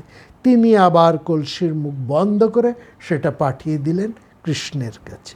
বলছেন এবার তার পাল্টা উত্তর, কৃষ্ণ তুমি যত বড়ই কালো সর্প হও না কেন, একা আমায় কিছু করতে পারবে না, কারণ আমার শত সহস্র তুষার দরদ পারদ ম্লেচ্ছ সৈন্য চতুর্দিকে গিজগিজ করছে। তারা সব ঢুকবে তোমার মথুরায়, এবং তারা শুধু মথুরাকে ধ্বংস করবে না, যাদবদেরকে ধ্বংস করবে না, তুমি যেখানেই থাকো না কেন, ওই আমার বিষ পিঁপড়ের মতন এই ভয়ঙ্কর দরদ পারদ ম্লেচ্ছ সৈন্য দল খুঁজে বের করে তোমাকে কামড়ে গুঁড়ো করে শেষ করে দেবে, ছারখার করে দেবে তাকে। কৃষ্ণ বুদ্ধিমান এবং অত্যন্ত বাস্তববাদী নায়ক, তবেই না তিনি সমগ্র ক্ষত্রিয় কুলের মূর্ধায় বসতে পেরেছেন জরাসন্ধের প্রবল প্রতিদ্বন্দ্বী হয়ে, তাই না? তিনি নিজের আগের নীতি আঁকড়ে থাকলেন না, তিনি মেপে ঠিক বুঝে বুদ্ধিমত্তা, কালযবনের বুদ্ধিমত্তা ক্ষমতাকে তিনি মেপে নিলেন, এবং তিনি পরিষ্কার বুঝলেন যে তাকে কি করতে হবে। তিনি নিজের মাহাত্ম্যে জরাসন্ধের মতন স্ফীত হয়েও থাকেন না, কৌশল বদলান, নিজের অবস্থান বদলান, এবং অন্যকেও প্রভাবিত করে তার অনুকূলে নিয়ে আসতে বাধ্য করেন। তিনি বুঝেছেন যে জরাসন্ধ বাহিনীর সাথে লড়াই করা যাবে, কিন্তু এই বিপুল ম্লেচ্ছ করদ বাহিনীর সাথে লড়াই করে মথুরা যাদবরা টিকতে পারবে না, তার নিজেরও জীবন সংশয় অবশ্যম্ভাবে। তিনি কি করলেন, তিনি দ্বারাবতীতে ওই নতুন যে রাজধানী দ্বারকায় প্রতিষ্ঠা করলেন কুশস্থলীতে দ্বারাবতী, সেখানে তিনি সমস্ত যাদবদেরকে একে একে পাঠিয়ে দিলেন। অত্যন্ত দ্রুততার সঙ্গে সবাইকে তিনি পাঠিয়ে নিজে তিনি, দেখুন সাহস, কৃষ্ণের সাহস দেখুন, সবাইকে দ্বারকায় পাঠিয়ে দিয়ে তিনি নিজে কিন্তু আবার ফিরে এলেন মথুরায়। কেননা কালযবনকে তো শেষ করতে হবে। আর কালযবন তো এটা জানেন না, কেউ খবর জানেন না যে রাতের অন্ধকারে কয়েক দিনের মধ্যেই সমগ্র যাদবেরা তারা মথুরা ত্যাগ করে সৈন্য সমন্ত তাদের যাবতীয় যা কিছু আছে যতটা সম্ভব নিয়ে তারা সব রাতারাতি চলে গেছেন সেই দুর্ভেদ্য নগরী, চতুর্দিকে সমুদ্র বেষ্টিত সেই স্থলভাগের মধ্যে, যেখানে সহজে প্রবেশ করা যায় না, এমন একটা স্থান সেই দ্বারকায়, দ্বারবতীতে তিনি নিজে বা চলে এসছেন মথুরাতে, অপেক্ষা করছেন কালযবনের জন্য। তো কৃষ্ণ সেখানে এসেছেন। যবনরাজ নির্দিষ্ট দিনে পূজা পাঠ করে ব্রাহ্মণদেরকে প্রচুর দান ধ্যান করে তার অসংখ্য সেই ভয়ঙ্কর করদ কিরাত ম্লেচ্ছ বাহিনী নিয়ে তিনি রওনা দিলেন মথুরার উদ্দেশ্যে। মথুরার দিকে এসে কালযবন অবাক হয়ে গেলেন। এ কি, তিনি সসৈন্যে ঢুকলেন। অবাক শুধু বলবো না, একেবারে আমরা যদি হরিবংশের কথা নিই, বলবো তিনি হতভম্ব হয়ে গেলেন, যাকে বলে একেবারে হয়ে গেলেন, বোকা বনে গেলেন। যে তিনি কৃষ্ণের এত কথা শুনেছেন, এত যাদব বাহিনীর কথা শুনেছেন, ভয়ঙ্কর যাদব বাহিনীর কথা, আবির বাহিনীর কথা তিনি শুনেছেন। কোথায় কোনো প্রতিরোধ নেই, কোথাও একজন কোনো মানুষ নেই, কেউ তাদেরকে প্রতিরোধ করছে না, কোথাও জনমানুষ কিছু দেখতে পাচ্ছে না, তারা হুড় হুড় করে ঢুকে যাচ্ছেন। হ্যাঁ, আর যে কৃষ্ণের ভয়ে শাল্যরাজ জরাসন্ধের হয়ে তার কাছে দৈত্যকর্ম করেছেন, সেই কৃষ্ণের তরফ থেকে কোনো যুদ্ধের কোনো উদ্যোগের চিহ্ন মাত্র তিনি দেখতে পাচ্ছেন না। মথুরা এত দ্রুত তার হস্তগত হয়ে গেল, অথচ কোথাও কোনো মথুরাবাসী নেই, কোথাও কোনো যুদ্ধের লক্ষণ নেই। তিনি একেবারে হতভম্ব হয়ে হয়ে গেলেন। এমনটি তিনি তার 7 জন্মে শোনেননি। কি করা? এক সময় এখানে হঠাৎ তিনি দেখলেন দূরে কৃষ্ণ 2-4 জন লোক নিয়ে দাঁড়িয়ে আছে। জরাসন্ধ তাকে নির্দেশ দিয়েছেন মথুরা ধ্বংস করার জন্য। তিনি দেখলেন মথুরার তো কেউ যুদ্ধই করছে না তার সঙ্গে, তাহলে আর মথুরার তিনি কি ধ্বংস করবেন? সাধারণ নিরীহ কয়েকজন মানুষকে মেরে তো, যতই হোক, আমরা আগে বলেছি কালযবনের মধ্যে কিন্তু রাজকীয় একটা আভিজাত্য আছে, রাজকীয় ধর্ম তিনি পালন করেন। রাজধর্মের তিনি মর্মজ্ঞ পুরুষ এবং রাজধর্মের অনীতি তিনি দুর্নীতি পরায়ণ রাজা নন। তিনি রাজধর্মে যা করার কথা নয় তা তিনি করেন না। তিনি নিরহ মথুরাবাসীদের যে সামান্য কয়েকজন বৃদ্ধ নারী অবশিষ্ট ছিলেন, যারা যেতে পারেননি এখনো পর্যন্ত, শিশু কিছু, তাদের উপর কালযবন কোনো আক্রমণ করলেন না। এটা তার রাজধর্মে অনুসারী নয়, তিনি সেটা করলেন না। এবং যেহেতু কেউ তাকে আক্রমণ করছে না, তিনিও প্রতি আক্রমণ করতে পারছেন না। কেউ আক্রমণ করলে তবে না কালযবন তার নীতি অনুসারে শক্তি মধ্যে তিনি ঝাঁপিয়ে পড়বেন। তিনি যত বড়ই যোদ্ধা হন না কেন, কিন্তু মনে রাখতে হবে তিনি রাজধর্ম থেকে কিন্তু এতটুকু চ্যুত হন না। রাজধর্ম তিনি যথাযথভাবেই পালন করেন।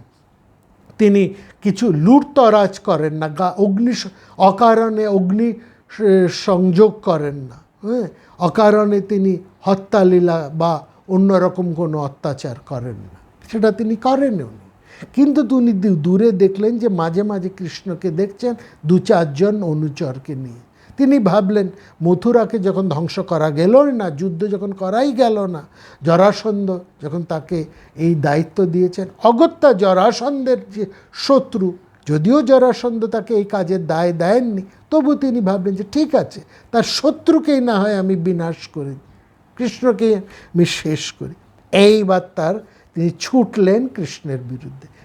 কৃষ্ণ তো সরাসরি যুদ্ধ করেন না, তিনি এক জায়গাতে তিনি কখনো দেখা দিচ্ছেন, কখনো অদৃশ্য হচ্ছে। এইভাবে নানা পথ ঘোরাতে ঘোরাতে তিনি কালযবনকে নিয়ে ঠিক পরিকল্পনা মতন তিনি উপস্থিত হলেন সেই পাহাড়ের ফাঁকের মধ্যে, পাহাড়ের দুর্গম পাহাড়ের মধ্যে। এবং সেখানে কাল যবন সেই পাহাড়ের একটা ভয়ঙ্কর সন্ধিস্থানের প্রান্ত দেশে কৃষ্ণ দাঁড়িয়ে জরাসন্ধকে আহ্বান করছে, এসো এসো আমার সঙ্গে যুদ্ধ করবে। অত্যন্ত গিরিখাত, অত্যন্ত সংকীর্ণ গিরিখাতের অপর প্রান্তে দাঁড়িয়ে কৃষ্ণ লালকারছেন, আহ্বান করছেন তিনি এই কাল যবনকে, এসো এসো আমার সঙ্গে যুদ্ধ করবে, এসো। কিন্তু সেখানে এতটা সংকীর্ণ সেই গিরিখাত যে একজন একজন করে সেই গিরিখাতের মধ্যে ঢুকতে হয়। কাল যবন সেই বিশাল বাহিনী নিয়ে এসছেন, কিন্তু সেই বিশাল বাহিনী ওই সংকীর্ণ গিরিখাত দিয়ে ঢোকার অবস্থা, যেই একজন একজন করে ঢুকতে আরম্ভ করেছেন এবং অর্ধেকেরও বেশি কাল যবনের বাহিনী সেই গিরিখাতের ভেতরে ঢুকে পড়েছে। অতর্কিতে কৃষ্ণ ওপর থেকে তাদের উপরে প্রস্তর বৃষ্টি আক্রমণ করল এবং তাতে কাল যবনের প্রায় অর্ধেকেরও বেশি সৈন্য ওই গিরিখাতের মধ্যেই পাথর চাপা পড়েই শেষ হয়ে গেল। কাল যবন চারপাশে তাকিয়ে দেখলেন তিনি একলা, তার সাথে যে বিপুল সৈন্য এসেছেন, হয় তারা গিরিতে ওঠার, ওই পাহাড়ে ওঠার আগেই শত্রু তাদেরকে শেষ করে ফেলেছে, নয়তো বিষের স্পর্শে তারা মারা গেছে, আর বাদবাকি যারা ছিল তারা ওই গিরিখাতের ভেতরে ঢুকেই তারা মারা পড়েছে। দুদিক থেকে শত্রুরা সে গিরিখাত বন্ধ করে দিয়েছে এবং সেখানে সেই রুদ্ধ হয়ে শ্বাস বন্ধ হয়ে তাদের অধিকাংশ সৈন্য মারা গেছে, আর বাদবাকি যারা ছিল তাদেরকে ওই সংকীর্ণ গর্তের মধ্যে দিয়ে, ওই গিরিখাতের মধ্যে দিয়ে উপর থেকে পাথর ফেলে শেষ করে দিয়েছে। অর্থাৎ যে বিপুল বাহিনী নিয়ে কাল যবন কৃষ্ণকে যুদ্ধ করতে উপস্থিত হয়েছেন, সেখানে বিপুল বাহিনীকে কৃষ্ণ তার সামান্য কয়েকজন অনুচর নিয়ে কাল যবনের অসংখ্য অর্থাৎ বিপুল যোদ্ধ বাহিনীকে, সেই করদ, কিরাত, ম্লেচ্ছ ভয়ঙ্কর যোদ্ধ বাহিনীকে তিনি ওই গিরিখাতের মধ্যে, ওই গিরিবর্তের চক্রের মধ্যে প্রবেশ করিয়ে তিনি তাদের প্রায় সবাইকে শেষ করে ফেললেন। কতগুলোকে মারলেন বিষ লতার সংযোগ ঘটিয়ে, কিছু অর্ধেকের বেশিকে তিনি ওই গিরিখাতের মধ্যে ঢুকিয়ে দুপাশ বন্ধ করে শ্বাস রোধ করে মেরে দিলেন, আর বাকি যে কয়েকজন পাহাড় বেয়ে বেয়ে উপরে ওঠার চেষ্টা করছিল তাদেরকে উপর থেকে পাথর ফেলে কৃষ্ণ সব শেষ করলেন, একা কাল যবন। এবং কৃষ্ণ তাকে তখন আহ্বান করছেন, এসো এসো আমার সঙ্গে যুদ্ধ করবে না। কাল যবন কৃষ্ণকে দেখে দৌড়চ্ছেন আর কৃষ্ণ ছুটছেন, কাল যবন তাকে ধরার জন্য ছুটছেন। দৌড়তে দৌড়তে ছুটে ছুটে এক গুহার মধ্যে কাল যবনকে ঢুকিয়ে কৃষ্ণ অদৃশ্য হয়ে গেলেন। পুরাণ এখানে আবার একটি নতুন কাহিনীর কথা বলেছে, এই কাহিনীর কথাও আমরা বলছি, ধৈর্য হারাবেন না, আজকে এইটুকু আপনাদেরকে জানাবো। সেই পুরাণ সেখানে নতুন যেভাবে কাল যবনের স্বর্গপ্রাপ্তি, কাল যবনকে মানলে তার ঘটনার কথা বলছেন এবং সেখানে একটি কাহিনী বলছেন। একটা কাহিনীর মধ্যে দিয়ে সেই কাহিনীটি আমরা আপনাদেরকে বলছি। পৌরাণিকরা বলছেন কৃষ্ণের থেকে অনেক প্রাচীনকালে, প্রায় ত্রেতা যুগে এক রাজা ছিলেন, তার নাম হচ্ছে মুচুকুন্দ। তিনি দেবতাদের সাথে অসুরের একটা বিরাট যুদ্ধে মুচুকুন্দ দেবতাদেরকে সাহায্য করেছিলেন। সেই যুদ্ধে মুচুকুন্দের প্রচেষ্টায় দেবতারা জয়ী হন এবং যুদ্ধ শেষ হলে ক্লান্ত শ্রান্ত মুচুকুন্দ দেবতাদেরকে বললেন, আপনারা তো জয়ী হয়েছেন, আমিও এই যুদ্ধ করে খুব পরিশ্রান্ত হয়েছি, আমি একটু বিশ্রাম চাই, আমি একটু ঘুমোতে চাই। দেবতারা বললেন, হ্যাঁ বেশ বেশ, আপনি এবার বিশ্রাম করুন, আপনার সাহায্যেই তো আমরা জয়ী হয়েছে, আপনি এবার বিশ্রাম নিতে গিয়ে মুচুকুন্দ সেখানে ঘুমিয়ে পড়লেন। এবং সেখানে পুরাণ জানাচ্ছে, প্রসুপ্তম বোধয়ে যো মাং তং দদে মাং সুরা। এবং মুচুকুন্দ বললেন যে দেখুন, আমি এখানে ঘুমাচ্ছি। দেবরাজ ইন্দ্রকে বললেন, আপনি এই ব্যবস্থা করুন, আমাকে এই বর দিন, এই শক্তি দিন যে আমি ঘুমাচ্ছি, আমার এই ঘুম যে ভাঙাবে, অর্থাৎ যে আমাকে আক্রমণ করবে, হ্যাঁ, যে আমাকে বধ করতে আসবে, আমার এই বিশ্রামের যে ব্যাহত করবে, যে বিশ্রামকে নষ্ট করে আমাকে আক্রমণ করবে, আর তার দিকে চোখ মেলে তাকালেই যেন সে ভস্মীভূত হয়। ইন্দ্র বললেন, বেশ তাই হবে। নারদ এই খবরটা জানতেন। নারদ এসে এই খবরটা কৃষ্ণকে জানিয়ে দিয়েছে। জানিয়ে দিয়ে বললেন, ওই গুহার মধ্যে মুচুকুন্দ ঘুমোচ্ছে, তুমি কালযবনকে নিয়ে ওখানে ঢোকাও, ওইখানে মুচুকুন্দ জেগে উঠলেই সে শেষ হয়ে যাবে। মুচুকুন্দ ঘুমিয়ে পড়েছেন, বহুকাল বহু যুগ ধরে তিনি ঘুমোচ্ছেন। ওই যে ঘুমোলেন ত্রেতা যুগে, ত্রেতা, দাপর, এইবার কলিকাল এসে পৌঁছেছে, মুচুকুন্দ ঘুমিয়ে যাচ্ছে। সেই গুহার মধ্যে কৃষ্ণ দৌড়াতে দৌড়াতে কালযবনকে সেই গুহার ভেতরে ঢুকিয়ে অন্ধকারের মধ্যে এক জায়গায় আড়ালে কৃষ্ণ দাঁড়িয়ে আছে। মুচুকুন্দ সেখানে ঘুমাচ্ছেন, আর কালযবন দৌড়তে দৌড়তে এসেছেন। তিনি আলোর মধ্যে থেকে এই গুহার ভেতরে ঢুকেছেন। প্রথমে অন্ধকারে তিনি কিছু দিশা পাচ্ছেন, ঠাউরে পাচ্ছে না। ভয়ঙ্কর অন্ধকার, বিশাল গুহা, অন্ধকার গুহা, আর তিনি এসেছেন আলোর মধ্যে থেকে। ফলে গুহার অন্ধকারটা তার কাছে চতুর্গুণ হয়েছে। তিনি চোখ কচলে অনেকটা বোঝার চেষ্টা করলেন, এবং খানিক পরে দেখলেন ওই যেন তিনি দেখলেন একটা লোক শুয়ে আছে। ভাবলেন, ওই তাহলে কৃষ্ণ পালিয়ে এসে দৌড়তে দৌড়তে পরিশ্রান্ত হয়ে এখানে নিশ্চিন্তে ঘুমাচ্ছে। এইবার কালযবন ঝাঁপিয়ে পড়লেন মুচুকুন্দের উপরে। মুচুকুন্দের ঘুম ভেঙে গেল, এবং ইন্দ্রের কাছ থেকে তিনি যে বর পেয়েছিলেন যে তাকে জাগাবে, তার প্রতি দৃষ্টিপাত হতেই সে ভস্ম হয়ে যাবে। যে মুহূর্তে কালযবন কৃষ্ণকে সম্বোধন করে, আরে পালিয়ে এখানে ঘুমোচ্ছিস, ওঠ আমার সাথে যুদ্ধ কর, তার চিৎকারে, এবং প্রথমে মুচুকুন্দের ঘুম ভাঙেনি, মানে কৃষ্ণকে জাগাবার জন্য কালযবন রেগে গিয়ে মারলেন এক লাথি। সেই লাথিটা অর্থাৎ মুচুকুন্দকেই কৃষ্ণ ভেবে কালযবন তাকে জাগাবার জন্য করলেন পদাঘাত। সেই পদাঘাতেই ধড়মড় করে জেগে উঠলেন মুচুকুন্দ, এবং জেগে উঠেই চোখ মেলে তাকালেন কালযবনকে, এবং তার দৃষ্টিমাত্রেই কালযবন সেখানে ভস্মীভূত হয়ে গেল।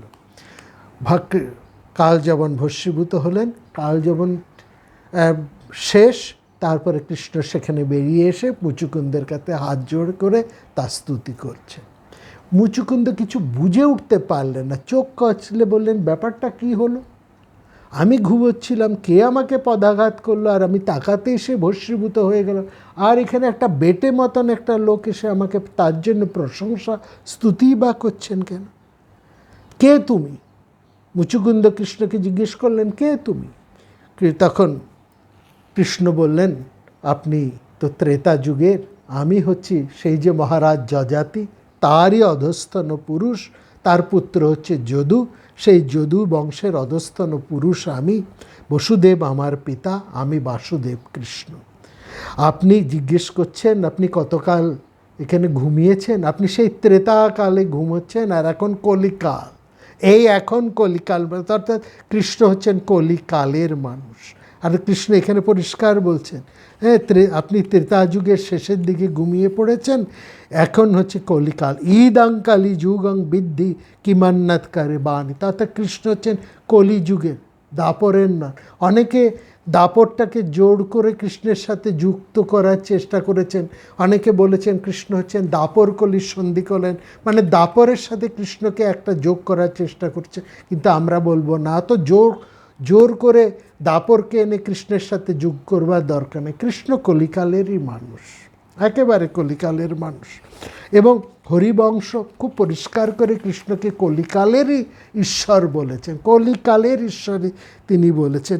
এবং সেখানে বলেছেন অনেক আসলে হরিবংশের বর্ণনা অনেক বাস্তব, অনেক গ্রহণযোগ্য।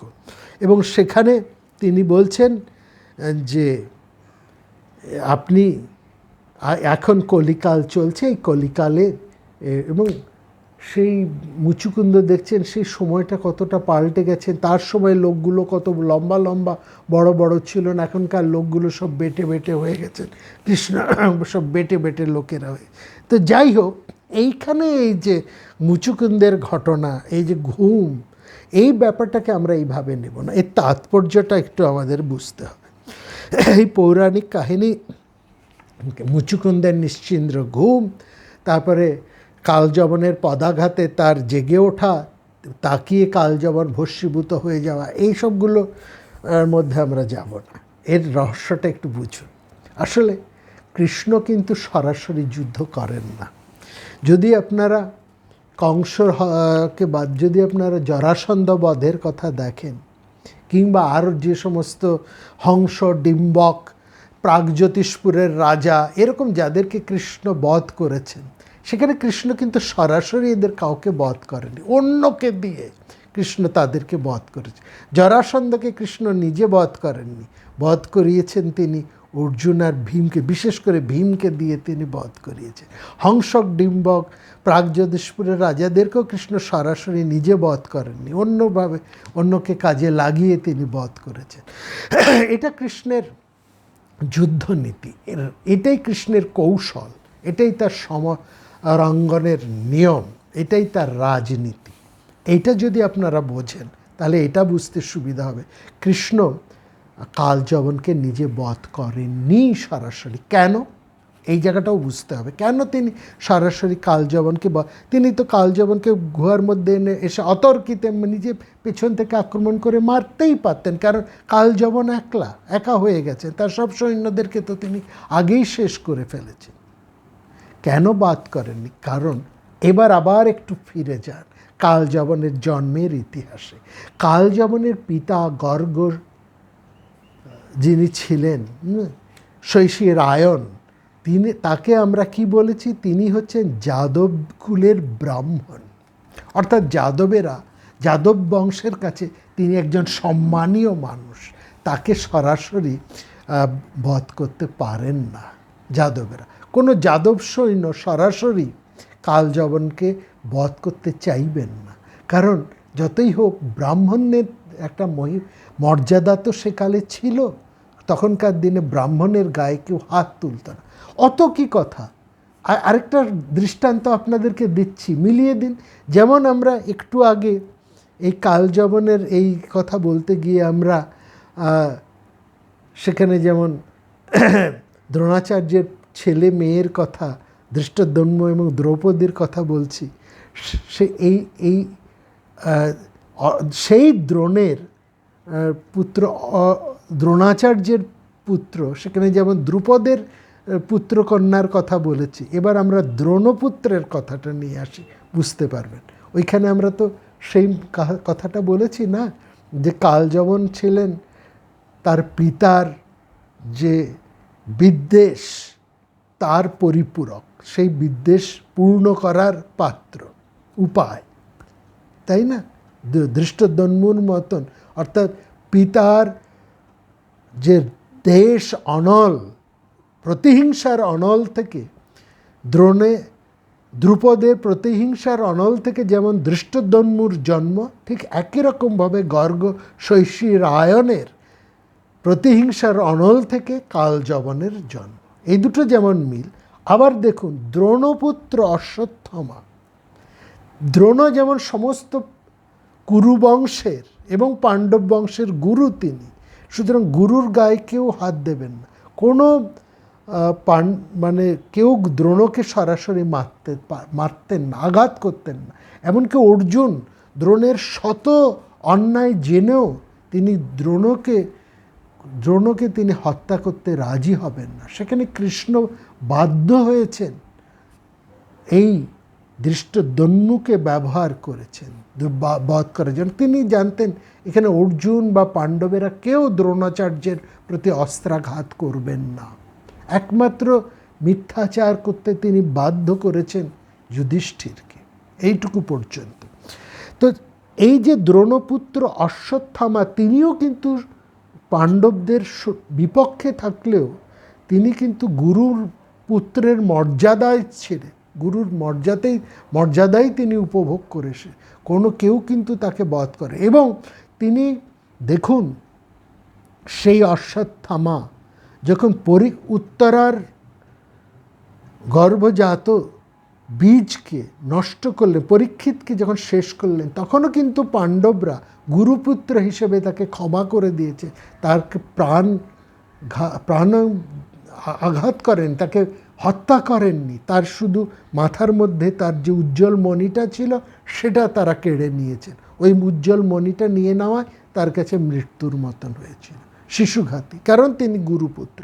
ঠিক একইভাবে এই গার্গ শৈশিরায়ণ যেহেতু তিনি সমগ্র যাদবকুলে ব্রাহ্মণ হিসেবে, গুরু হিসেবে প্রতিষ্ঠিত ছিলেন, তার পুত্র কালযবনও গুরুপুত্রের মর্যাদায় যাদবদের কাছে সম্মান পেতেন। শুনুন, তাকে কেউ কিন্তু সরাসরি মারেননি, তাকে কেউ হত্যা করেনি, কৃষ্ণও তাকে হত্যা করেনি।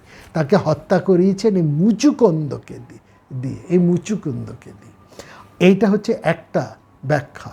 আরেকটা ব্যাখ্যা হচ্ছে কালযবনকে কৃষ্ণ কীভাবে, দেখুন, নিজ সময়টাকে তিনি পরিবর্তন করছেন। অর্থাৎ তিনি সেই ত্রেতার সময়ের থেকে যে বহমান যে ধারণা, সেই ধারণাটাকে তিনি কিভাবে পাল্টে দিচ্ছেন, এটাও বোঝার। মুচুকুন্দের ঘুম বা তার জেগে ওঠাটাও হচ্ছে সেটারই আরেকটা তাৎপর্য। ধারণা কি? একটা ধারণা হচ্ছে যে পুত্র গুরুর মতন সমমর্যাদায় প্রতিষ্ঠিত। গুরুকে যেমন হত্যা করা যায় না, গুরুপুত্রকেও হত্যা করা যায় না। কৃষ্ণ সেটা মানতেন না। তিনি বলতেন, গুরু যদি দোষী হন তাহলে তাকেও হত্যা করা যাবে, তাকেও কিন্তু তিনিও অবশ্য বদ্ধ। গুরু যদি অন্যায় করেন, গর্হিত কর্ম করেন, গুরু কেন, কোনো ব্রাহ্মণ বা কোনো গুরু যদি কোনো গর্হিত কর্ম করেন, তাহলেও তিনি আদেশে তাকেও কিন্তু বধ হবে, তিনিও বদ্ধ হবে, তাকেও প্রাণদণ্ড দেওয়া যাবে। তিনি যত বড়ই ব্রাহ্মণ হন না কেন, যত বড়ই শ্রদ্ধাবান মানুষ, শ্রদ্ধেয় হন না কেন, তিনি যদি অন্যায় করেন তবে তাকেও সে মৃত্যুদণ্ড দেওয়া যাবে। তিনি ব্রাহ্মণ হলেও, যত বড় গুরু হোক না কেন, যত বড়ই ক্ষমতাধর, যত বড়ই সম্মানের পাত্র হন না কেন, অন্যায় হলে তিনি শাস্তি পাবেন এবং সেখানেও তাকে সমান মৃত্যুদণ্ড, অন্যকে যেমন মৃত্যুদণ্ড দেওয়া হবে তার ক্ষেত্রেও এটা সমানভাবে প্রযোজ্য হবে। এটি হচ্ছে একটি নতুন দৃষ্টান্ত। দ্বিতীয় দৃষ্টান্তটা কি? যে যুদ্ধ কিভাবে করতে হবে। সরাসরি সবসময় যুদ্ধ না, সবসময় সরাসরি যুদ্ধ না, গেরিলা যুদ্ধ। এটাও একটা নতুন ধারণা, নতুন পথ। এবং সেখানে বারবার নিজেকে রক্ষা করে মত এবং পথকে পাল্টে দৃষ্টিকে পাল্টে মহাভারতের যুদ্ধের মধ্যে কত নতুন মত, কত নতুনভাবে উপায় সেখানে এসেছে, সেটা তো কৃষ্ণের কাছে দেখেছি। কৃষ্ণর মধ্যে আমরা এটা বারবার দেখেছি। তিনি পুরাতন প্রথাকে পাল্টে নতুন প্রথা, নতুন মতের এবং যুক্তি সম্পর্কে, যুক্তিবাদী, এখন যা প্রয়োজন এই সময়োপযোগী নতুন ভাবনার তিনি সৃষ্টি করেছে। এইভাবেই তিনি সময়কে, মতকে, ধারণাকে যুক্তি দিয়ে বাস্তবের বুদ্ধি অনুসারে সেটাকে তিনি পাল্টাতে সমর্থ ছিলেন বলেই তিনি কালপুরুষ। এইভাবেই তিনি কালকে সংহরণ করেছেন। এবং এই ক্ষেত্রেই তার চতুরতায় একইভাবে জরাসন্ধ, দ্রোণ, কর্ণ, দুর্যোধনকে কৃষ্ণ হত্যা করেছে। কৃষ্ণ যে সর্বত্র ন্যায় যুদ্ধ করেছেন, তার ন্যায়নীতি ওই প্রাচীন ন্যায়নীতির মতন নয়। অর্থাৎ কৃষ্ণ সবসময় তার ন্যায়নীতি সময়ের সঙ্গে সঙ্গে, কালের সঙ্গে সঙ্গে, প্রয়োজনের সঙ্গে যা প্রয়োজন যুগোপযোগীভাবে পাল্টেছে। সেই ধারণায় তিনি কালযবনকেও ওই একইভাবে বধ করেছে।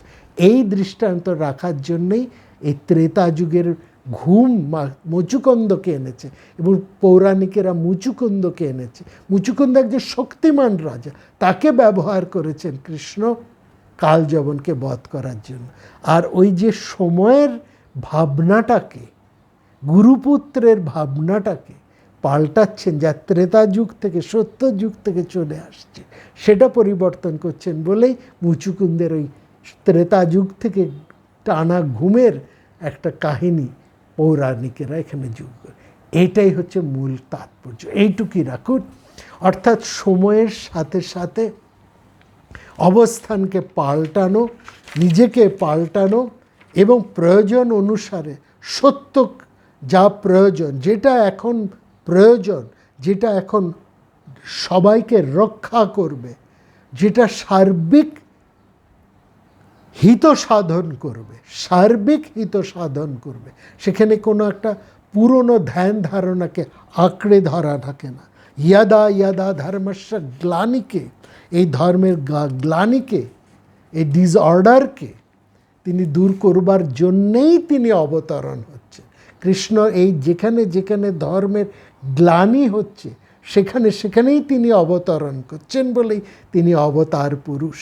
এবং সেখানে শুধু নিজে অবতরণ করছেন না, সেখানকার তিনি ভাবনাটাকে, নিয়ম রীতিটাকে এবং সেই দৃষ্টান্তটাকেও তিনি তার অভিজ্ঞতা এবং উপলব্ধি দিয়ে তিনি পাল্টে দিচ্ছেন।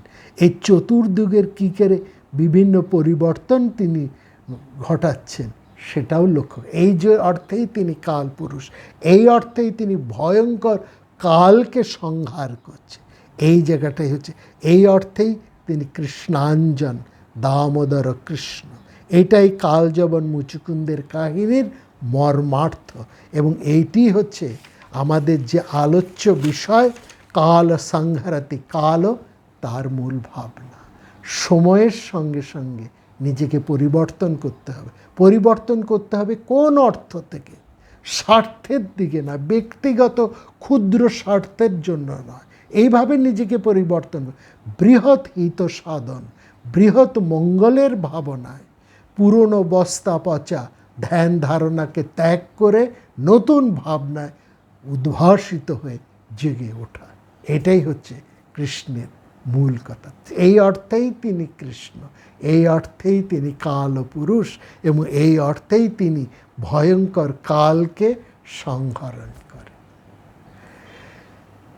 প্রতি বছর তো কাল, আমাদের নতুন কাল আসছে, নতুন বছর আসছে। চৈত্রের প্রায় মাঝামাঝি সময়ে আমরা দাঁড়িয়ে আছি। আজকে প্রায় চৈত্র মাসের মাঝখানে দাঁড়িয়ে আছি আমরা।